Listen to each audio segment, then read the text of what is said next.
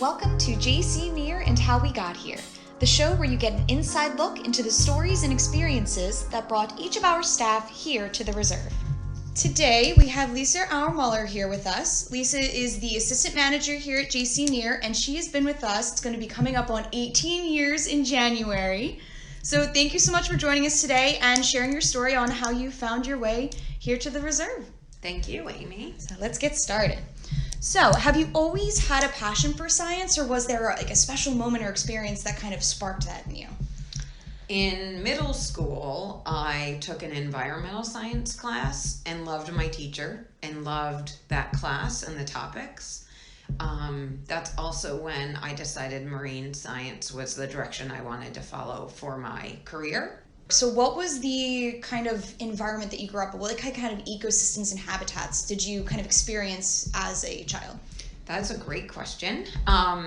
Albany, New York is about as far up as the salinity gradient for the Hudson River goes. So I often say I did not grow up in a salty environment, but I think it's just very slightly, a teeny bit salty. There's also a pine barrens habitat in upstate New York in Albany, and growing up playing in the woods in a large backyard was a very big part of my childhood. I grew up as one of 5 kids, so I think my parents just thought putting us outside was the best way to handle us. So I definitely grew up appreciating the outdoors and loving being outside. I still do, and I instill that in my children as well. My love of the ocean and the saltwater environment came from summer vacations every year to Cape Cod. And I just loved the coastal environment there. I love the rocky shoreline, and that, I believe, helped create a passion in me for wanting to do this work.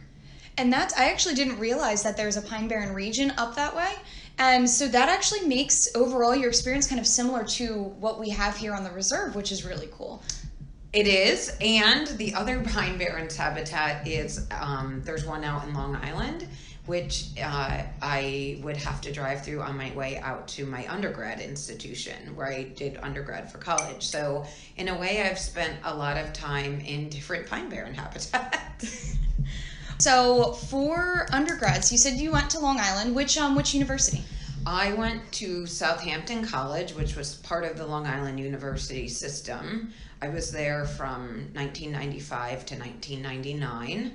It was a very small liberal arts school with a very strong program in marine science that touted itself as being very, very hands-on. So there was a marine lab there. You could go out on research vessels. Very, very strong desire to have students do internships away from the school out in the field, which I took advantage of. And I even got to spend a spring semester on a sailboat, sailing the Caribbean, doing a semester at sea. Now, for your semester that was on the sailboat, were you researching anything specific? What was the project that you were working on? So it actually was, believe it or not, it was a classroom-based program. So while you were on the sailboat, you learned programs like ichthyology, maritime culture, knot tying. So I actually, as unclassic of a classroom education as you could get, they tried to do regular coursework on the boat. Obviously, the ichthyology fish biology class, we would catch fish off the sailboat, and so it was a very hands-on as well, but it was a 12-credit semester. We were not technically working on a specific project, but it was really about trying to live and learn the coursework that was around us. I think it was life-changing also. The idea, as I mentioned before, about sometimes when you're that age in your later teens, you feel like the world revolves around you, and to be sort of gaining a perspective that we are just a very tiny speck on this much larger planet, and then be able to interact culturally with other island communities that do not have the same resources we have in the U.S., that definitely are economically challenged. It it was very eye-opening. So that was your undergrad. So then where did your journey take you after undergrad? So one of the great parts about being in an undergrad university with a lot of internship experience was that one of my internships took me to Florida Atlantic University in Boca Raton, Florida, where I got to work in a research lab alongside a bunch of graduate students and PhD students. So while I was sort of the intern in the lab, I got to experience what it was like to be a grad student and be in a lab. Up to that point, I did not think going on beyond undergrad was something I was really interested in. But after being in that internship and understanding better what it meant to be a grad student and really having passion around a specific project and studying a specific research focus area, I did decide to apply to grad schools. And I ended up getting accepted and finding an advisor at UNC Chapel Hill in North Carolina. So my next journey took me to North Carolina. I spent 9 months on the campus at Chapel Hill getting the coursework done as a grad student. And then I spent the rest of about 2 additional years out in Morehead City, North Carolina, which is along the coast of North Carolina, where UNC has their marine science lab. So I got to live at the beach and get paid to be a grad student studying natural products chemistry. I think the Carolinas have a lot to offer in terms of not just natural resources, but culturally the people that live there are just so welcoming. So you went right your undergrad, straight into grad school.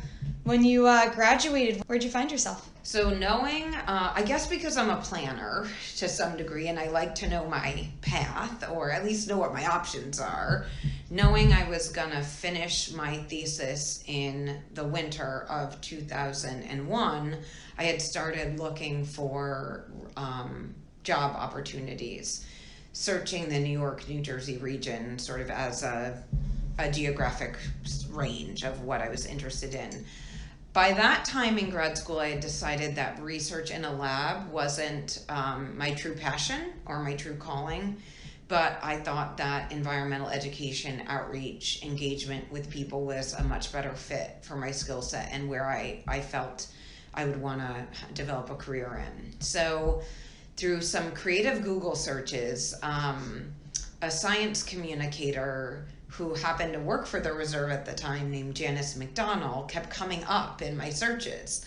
And so I figured I should reach out to this Janice and just sort of drop a cold email to her saying, I'm looking for jobs in the field in the New York, New Jersey area. Your name keeps showing up and can you give me advice? Happened that the reserve was looking to hire a new position, the first full-time position here in Tuckerton. At the time, all the other staff members worked up in New Brunswick at the Institute of Marine and Coastal Sciences. So in some crazy twist of fate, my email was well-timed. I interviewed for the position in the fall of 2001. And by December of 2001, I knew I had secured the position at the reserve.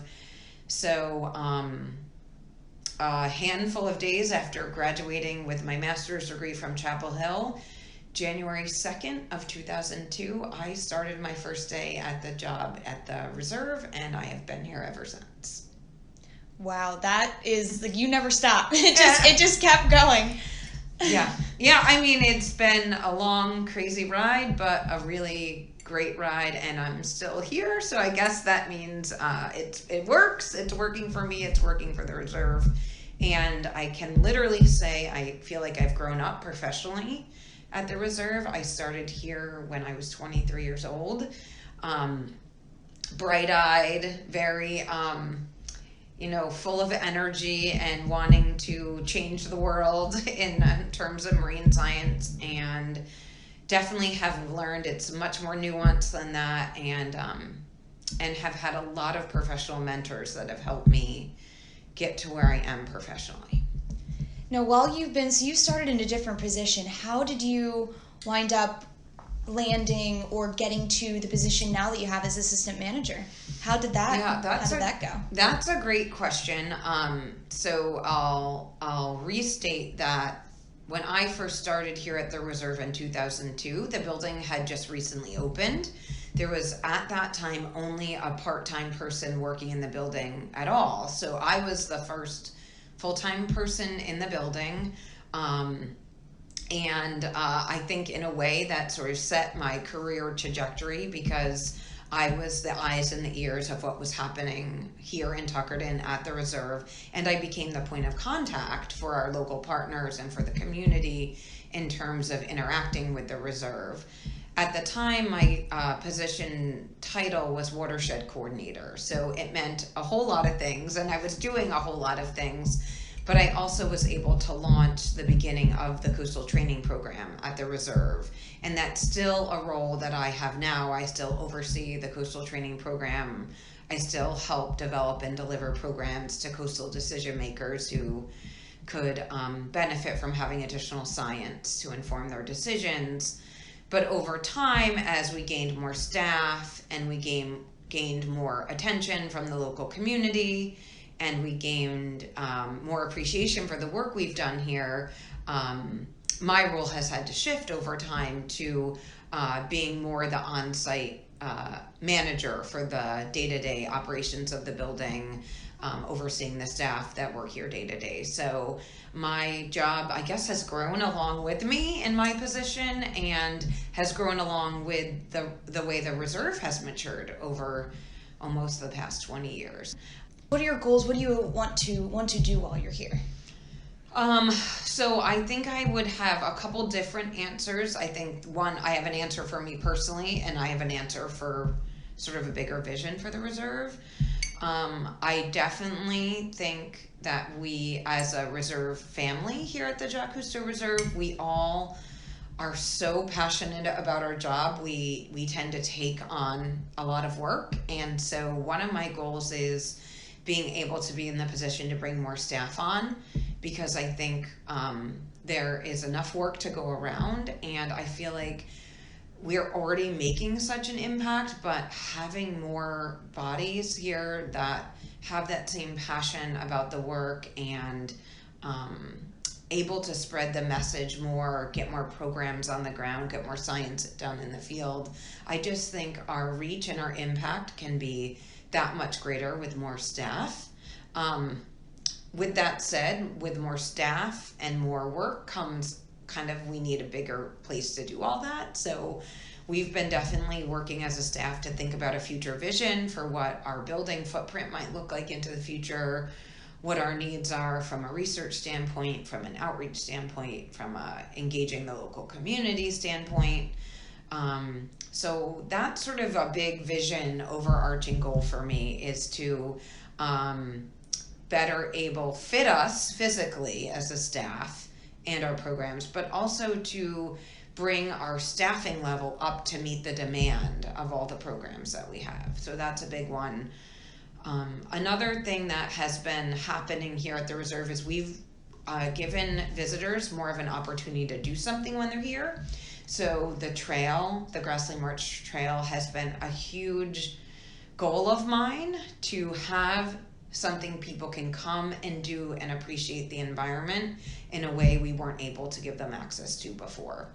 So that has been, it's sort of set a new bar for an experience people can have while here at the Reserve. Yes, they can come to a class. Yes, they can listen to a research talk, but to be able to pair that, or even just come for a half hour and walk on our trail and get that renewal of what it means to be in our natural environment, has been another really big goal for mine.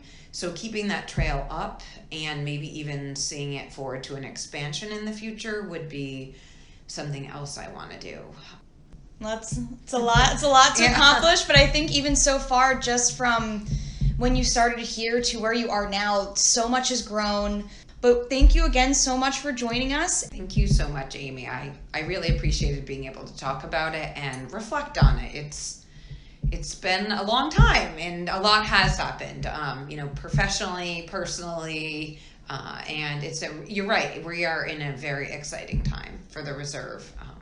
So I'm very grateful for the opportunity to really think about it and dig back into the history a little bit. It was very rewarding. Thank you.